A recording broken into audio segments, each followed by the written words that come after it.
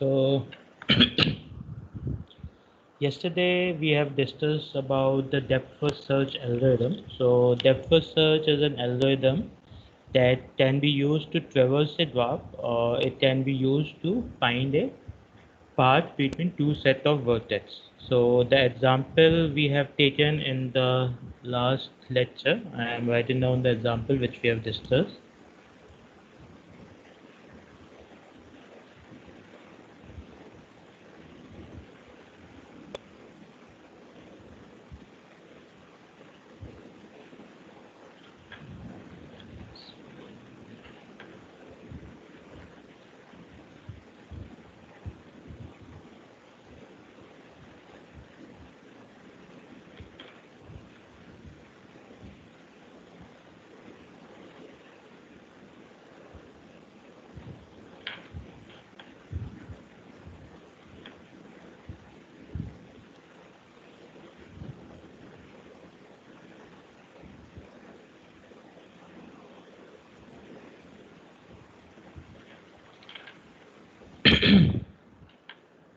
So this was the example we have discussed, and so DFS algorithm can be used to find a path between two vertex of a graph. So how can we find a path between two vertex? So while discussing the algorithm, I have told that for each vertex we will be maintaining two variables, that is color, and one is mu dot pi. So this variable will tell me the successor of the vertex u, okay? Or you can say parent of the vertex u, okay? So we can find out, say if I need to find out the path from u to say y, then what I will do, I will start from y and I will look for successor of y, okay? So in this case the successor of y was, I think, v, okay? Now I will look for successor of v, so this will give me u, okay? So this will be the path from u to v, okay? So this thing I think we have discussed in the algorithm yesterday. So what was our algorithm? Initially all the nodes will be of color white, and we will select the starting vertex, okay? And if the starting vertex has any of its adjacent vertex whose color is white, we will call DFS visit on that vertex, okay? Now DFS visit, what will do? DFS visit will assign the discovery time to this vertex, change the color of this vertex to gray, and assign the parent to this vertex, okay? So do you remember that algorithm or not? Yesterday algorithm, I think that was in a different whiteboard. I have not. Let me try open that. It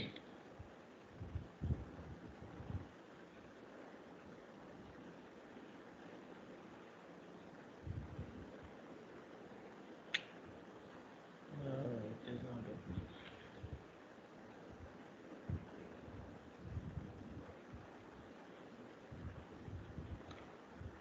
Okay, let's do this. Okay, so one of the application of DFS is to find the path, and the second is to detect this cycle in a graph. So let us discuss how can we detect this cycle in a graph. So I am taking a different example.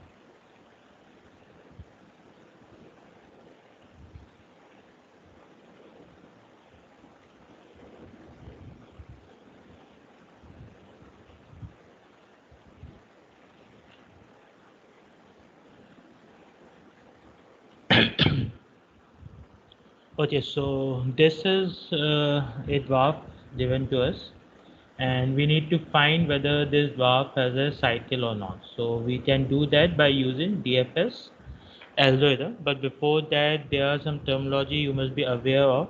So we have a different name given to the edge. So one of the name is tree edge. So any edge which will be going from gray node to white node. Okay. In DFS, we are maintaining color for every node. So white is when the node is not at all visited, and gray is when the node is visited for the first time, and black is when we have traversed, yeah, we have explored all the adjacent node for this vertex. Okay. So if we have an edge which is going from gray color vertex to white color vertex, then we call that edge as tree edge. The second edge we have is a bat edge.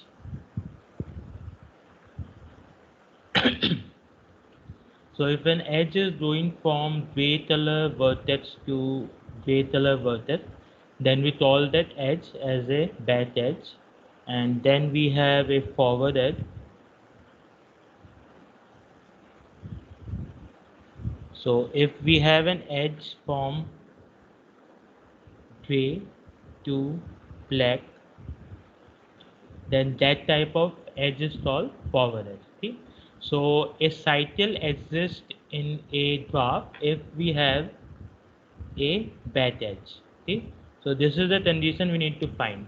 So I can say that a cycle exists in my graph if there is a bat edge. That means there is an edge which is going from gray color vertex to another gray color vertex.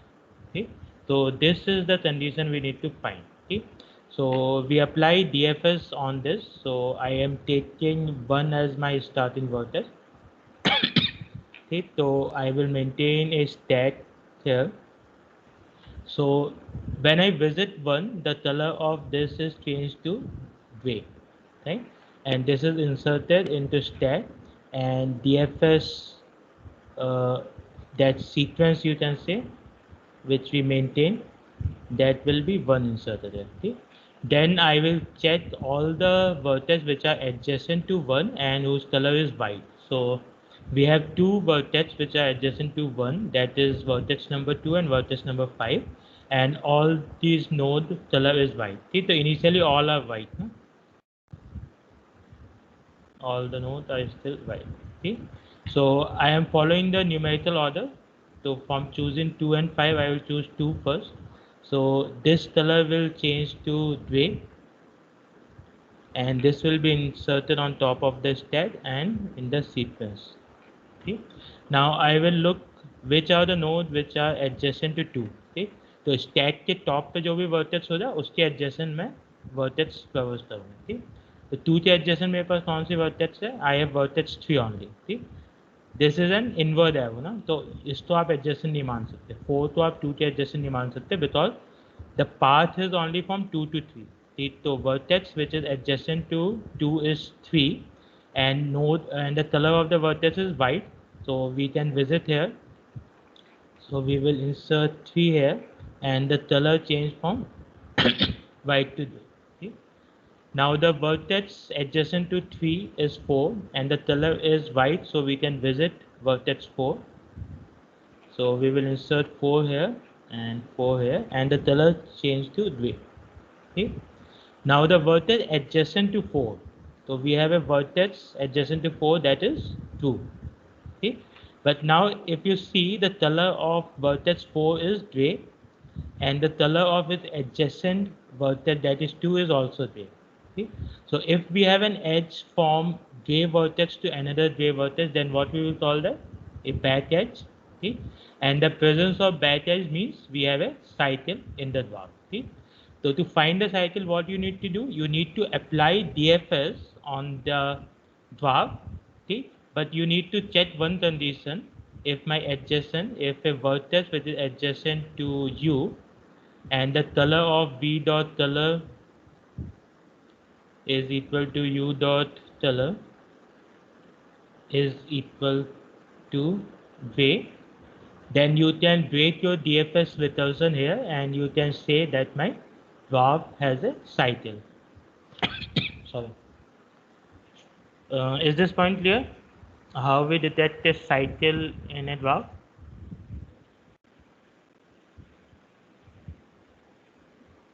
Yes, please respond. Is this point clear or not?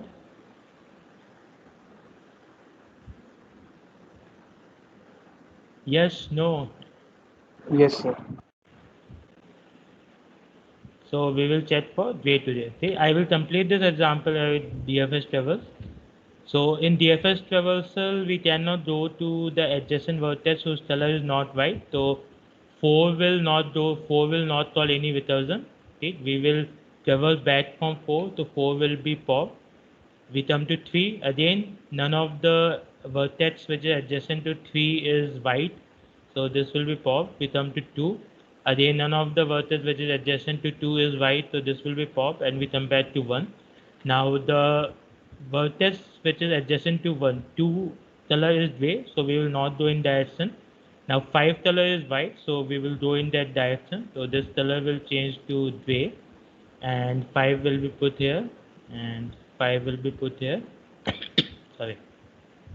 Now the vertex which is adjacent to 5 is 6, so this will change to gray, and 6 is put here. Now the vertex which is adjacent to 6 is 7 and 8. I will follow the numerical order, so I will pick 7. This color will change to gray, and 7 will be inserted. Okay. 6 and 7 will be inserted here. Now 7 does not have any adjacent node, so this will change to black, and I come back to 6. Now next vertex adjacent to 6 is 8. Okay, 7 will be pop and 8 will be pushed, and this is changed to gray. And now none of the vertices adjacent to 8, so 8 will be pop, this color will change to black. I will come back to 6. Now 6 has an adjacent vertex 3, but its color is gray, so DFS visit will not be called on this.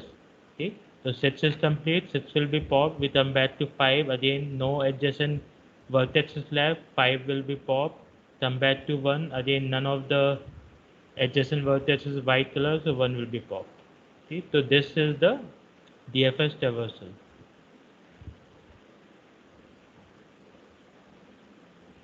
Okay, this sequence is DFS traversal, and you can also find out whether the loop exists in a dwarf or not. Fine. So these are the application of depth first search. Okay, the next algorithm we have in which is related to dwarf is breadth first search. So the data structure which we are using in DFS is, just write, let me write it down. So DFS में हम कौन सा data structure use कर रहे थे? The data structure we have used is stack. Okay. So the next algorithm is breadth first search.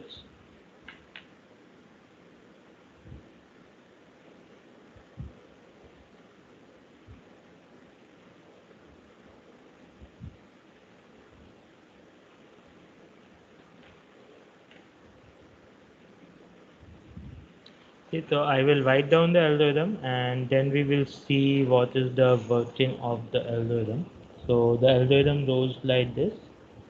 We have a breadth first search algorithm. The input to this algorithm is the dwarf and starting vertex from which I need to start the traversal. Now again we will do some of the initialization in this algorithm also. So for each vertex u which belongs to our dwarf except the starting vertex. Okay, so we will do this initialization for all the vertex of my dwarf except the starting vertex. Okay, so we will assign the color to the dwarf, to the vertex of the dwarf, white color. Now the white color here also means that that vertex is not visited. Now here the discovery time I am initializing as infinity. Okay? And the parent to this vertex is again nil. Okay, so this part we have not done in DFS, but in bet first search, the discovery time is initialized to infinity. So this is end of the loop, and for set in. Now starting the S is my starting vertex, so I will assign the color to gray because I will start my traversal from S, so I am assigning the color gray, and the discovery time of my starting vertex will be 0, and the parent successor of my starting vertex will be null. Okay, so I am starting the traversal from this vertex, so none of the vertex come before this vertex. None of the vertex succeed this vertex. Okay, and then I will maintain a queue. So queue is the queue which you have studied in data structure. Okay, first in, first out concept. Okay, so I will maintain a null empty queue. This will follow the first in, first out concept. Okay, now I will insert my starting vertex in this queue. So enqueue. So enqueue is a method that will insert an element in the queue. Okay? So I am inserting my starting vertex in the queue.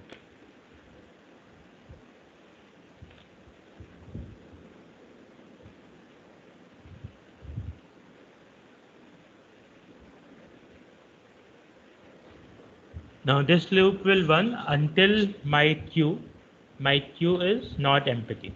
Okay? Now what I will do, I will take the first element of the queue. So DQ will give me the first element from the queue, and for this element what I am doing,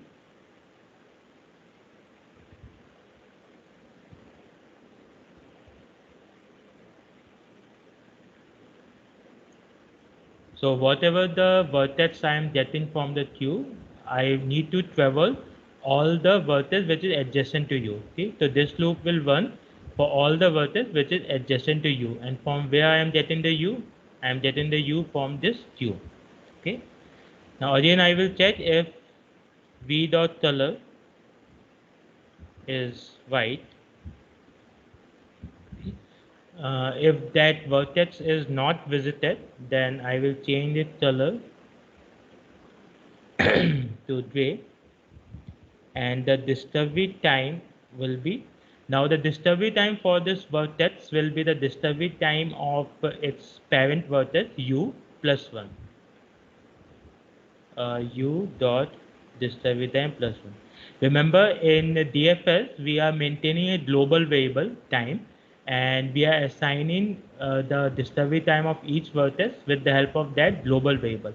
But here the discovery time of a vertex will depend on the discovery time of its successor or parent. Okay? So if my parent has been discovered at time 1, then all its ancestor will be discovered at time 2.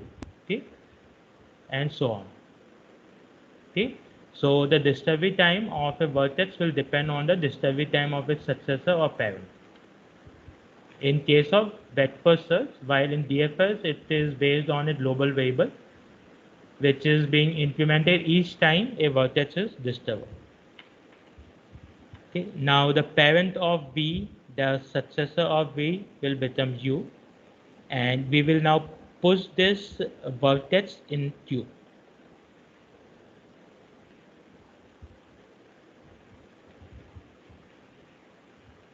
Okay, and when this loop is terminated, and for we have traverse, we have cover all the vertex which is adjacent to you, then we will change the color of u to black. So the logic for coloring is same as DFS. White means the vertex is not visited, gray means the vertex is visited for the first time, and black means that all the nodes which are adjacent to the vertex has been traversed. Okay? So this is the algorithm for breadth first search. Now let us see how this algorithm works. It is readable to all, no? the font. Yes, sir.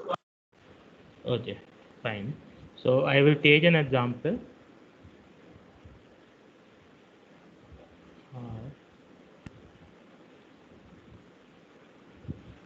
V S W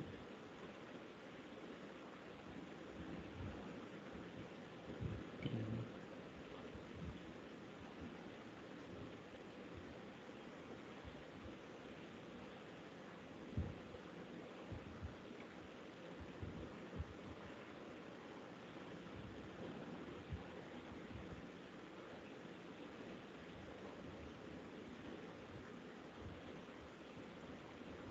This is an undirected walk, no?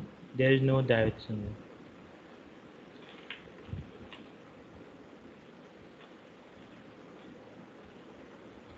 Fine, so this is a draft given to me. So I will follow the algorithm and see how breadth-first search will work. Okay. So as I am taking this, I am taking as my starting vertex. So I will start the traversal from this vertex. Okay. So first what I will do, I will run this loop. So what this loop is doing, it is assigning the color, assigning the discovery time and parent to null. Okay. So color will be white for this, white for this, white for this.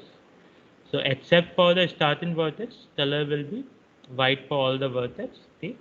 And this will be infinity. Discovery time will be infinity for all the vertex except the starting vertex.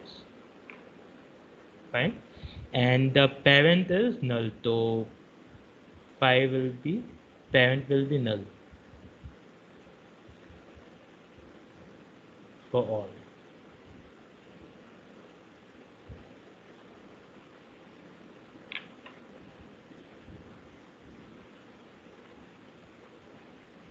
Okay. Okay.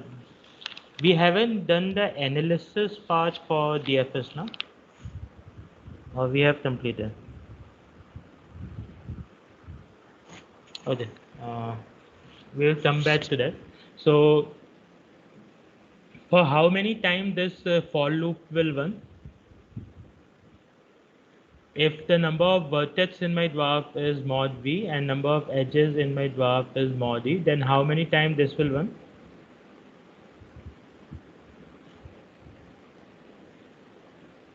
Come on. For each vertex we are running now, so how many iterations this for loop will take? Order Sir, of? mod v minus 1. Yeah, okay, mod v minus 1, but if I am taking the asymptotic notation, I can remove Mod that. V. Okay. So this will mod v. Okay. So this is the initialization part. Now second step is s dot color is gray. So this is my starting vertex. So its color will be gray and discovery time will be 0. So this will be 0 and parent or successor of this will be null. Okay. Now I will maintain a queue and I will insert this S in the queue. So queue I am taking here. So this is the status of my queue. So I will insert S in queue. Now while queue is not empty, okay, the queue is not empty, what I will do, dq queue. So u may I will get S and this will be removed from here. Now for every vertex which is adjacent to S. So what are the vertex which are adjacent to S? So we have this vertex, this uh, vertex, this vertex, and this. These are the vertex which are adjacent to S. Fine. So for each of the vertex which are adjacent to S, I will check whether its color is white. If its color is white, I will move the color to gray, increase it discovery time, and parent will be U. Okay. So I am making a tree-like structure here. So I start from S. Okay. Now I have three. possibility here. Okay. I have made this. There is no edge between S and T. Sorry. There is no edge between S and P. My mistake. Sorry. Okay. So from S, we have two vertices which are adjacent. We have W and we have R. Okay. So you can pick either of the vertex. Okay. So I am taking the left hand child W. So for W, color will change to gray. So this will change to gray, and discovery time will become u dot d plus 1. So let me just change this was S and discovery time was 0. So for W, discovery time will become 1, right? इसका जो भी successor है उसका discovery time plus 1. Okay, and the parent will become u. So this edge means the parent. Okay, and now I will move that vertex W in the queue. So W will get here. Okay, now this loop will continue. I will go for the second vertex which is adjacent to S, that is R. So same thing happened for R. The color of R will change. But the W color I have changed to gray, and R color will change to gray, and the discovery time for R will be 0 plus 1, that is 1, and then I will insert R here. Okay, now next time we'll okay, so we have visited all the vertex which is adjacent to S. So this end loop will for loop will end, and the color of S will change to black. So this will change to black. Now I will move to this while loop. So still my queue is not empty. I will dequeue. So I will get W here. Okay. And now I will traverse all the vertex which is adjacent to W. Okay. So the vertex which is adjacent to W are T and X. Okay. So I will repeat the process for this. T and X. Okay. So I am taking T again, left hand child. So the color of T is white. So I will change it to gray. And the discovery time of T will be its ancestor discovery time plus 1. So ancestor discovery time is 1 plus 1, 2. And parent is U. So parent have already marked with the help of this edge. Okay. And now I will insert this vertex in the queue. So this is vertex. Okay. Now similarly, I will go for the second adjacent. So the change color for X will change to gray. Discovery time will be 2, and then this will be added here. Okay, fine. Again, we have visited all the vertex which are adjacent to W. So this for loop will end. We will again move to while loop, and the next I will get is R. Okay. So now I will take all the vertex which are adjacent to R. So R has only one vertex adjacent, that is V. Okay. Now the color of V is white, so it will change to gray. Discovery time of V will be what? Parent discovery time plus 1, that is 2. And parent will become R, so parent is become R, and we will insert this here. This is out. Okay. So again, none of the vertexes is adjacent to R, so this for loop will terminate. Again, we move to Q. So the next vertex we will get is T. So the vertex which is adjacent to T. Okay, the vertex which are adjacent to T are H and W. Okay, but the color of H is not white, so we will not repeat this process for H. We will repeat this process only for U. So for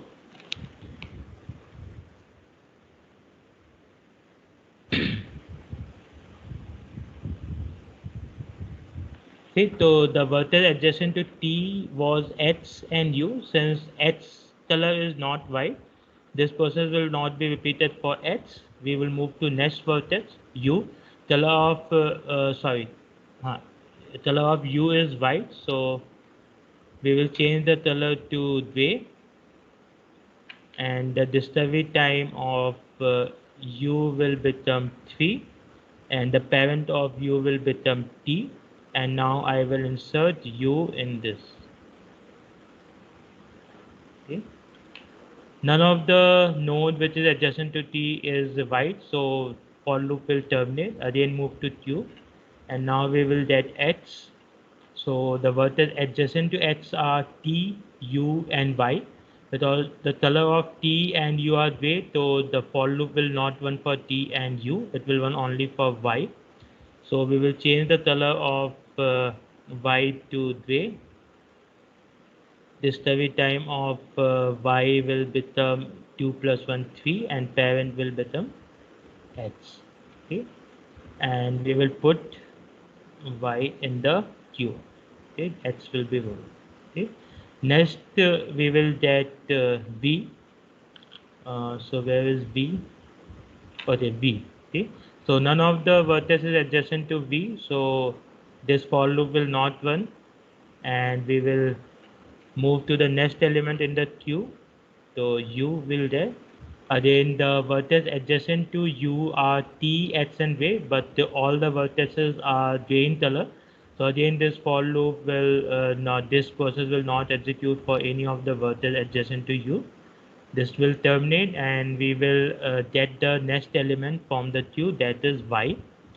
And again, all the nodes adjacent to Y is gray, so this process will not run, and we will remove Y from the queue. Now the queue is empty, so our process will stop here. Fine.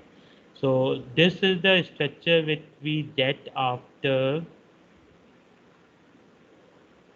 the bet first search. So the bet first search traversal will be this: S, W, R, T, X, V, U, and Y. So this is the bet first search traversal of the block. Fine. So you can see that all the parent are first visited. Meaning you are covering all the vertex at 0th level, then you are covering all the vertex at first level, then you are covering all the vertex at second level, and then the vertex at the reef level. Okay, so you are covering the breadth first. You are covering the breadth first. That is why it is called breadth first covers. And in depth first, you are going down to the leaf node. Okay, then you are coming back again, going down to the leaf node, coming back, and again going down to the leaf node. Okay, so you are covering the depth first. That is why the algorithm was called depth first traversal. And here you are covering the level first, so that is why it is called breadth first traversal. Okay. Okay. Any queries?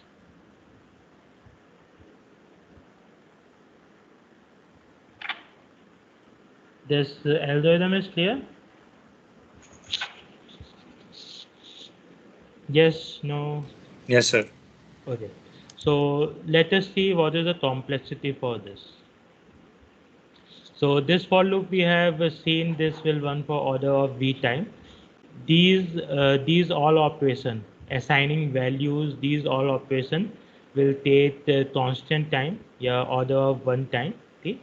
Now the second loop is while loop. How many times this loop will run?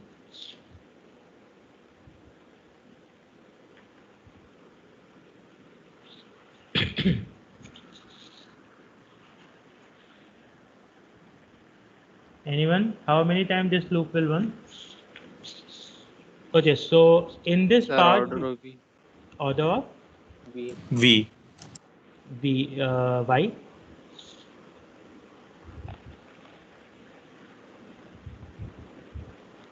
Sir, each vertex is inserted into the queue and it'll Okay, fine.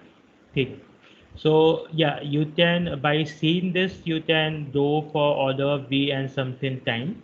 But if you go in the depth, what we are doing in this complete path, what you are doing in this complete path, you are taking a vertex, okay? You are taking a vertex, and for each vertex which is adjacent, you are performing this operation. Okay? So actually, if I see, this loop will run for number of edges time, because if you take R, the inner loop will run for adjacent this thing. If you take S, the inner loop will run for this and this part, and if you take this, it will go for the adjacent. So it will take this into consideration, this into consideration, or this into consideration. See, so the overall equation this whole thing will take will be order of E. And you will be taking one edge. Take the maximum time this both this and this loop will run will be order of E, because you are doing for the adjacency. Okay? You are taking one vertex and you are looking for the adjacent vertex. Okay? तो adjacent vertex मेरे पास कितने होंगे, जितने मेरे पास edges हैं, edge means कि वो दोनों vertex adjacent है ना, तो actually this part will completely run for order of E time. Is this clear? I think this is the same concept which we have taken in DFS. DFS analysis we have done or not?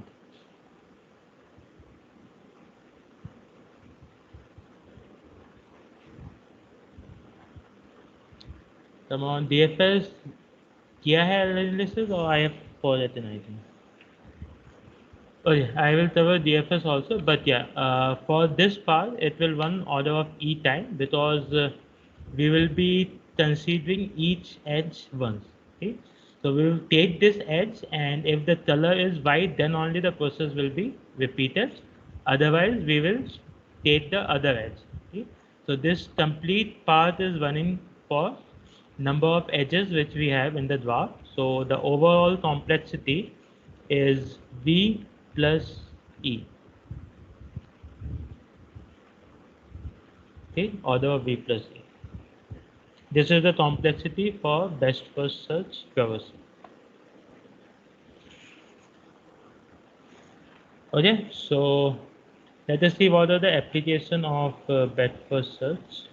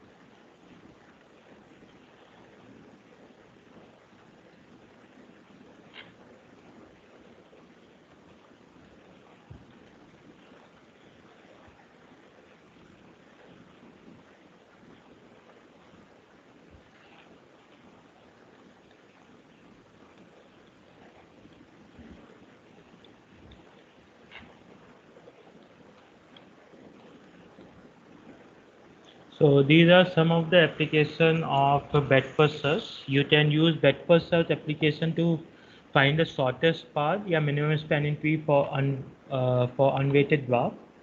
So you can find the shortest path within a graph. Second is it can be used in a peer-to-peer network. So in peer-to-peer network, you can apply breadth-first search and you can find the neighbor for a given peer, your host. Okay. So if you apply breadth-first search in a computer network, what you will get if say you are the host, you will get all the neighbor connected to you. You will get all the peer which are connected to you. Okay. So these are all the peer which is connected to W. This is the peer connected to R. This is the peer connected to T, and W and R are the peer connected to S. Okay. So in peer-to-peer network, you can use breadth-first search to find all the network, and the same logic can be applied in social networking website. Say if S is a person, S is a person.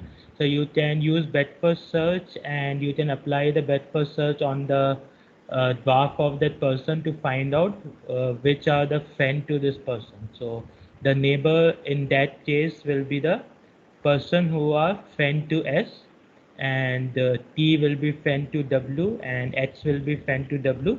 So you can find out the connection between two persons. Say S and T are connected or not. So you can find the distance that S is a mutual friend to W and T is a mutual friend to W. You can find the distance between the two persons.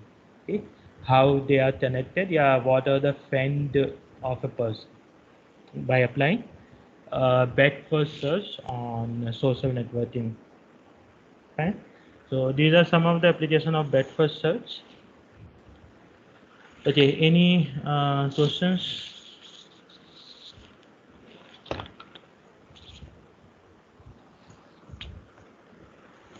No, no queries.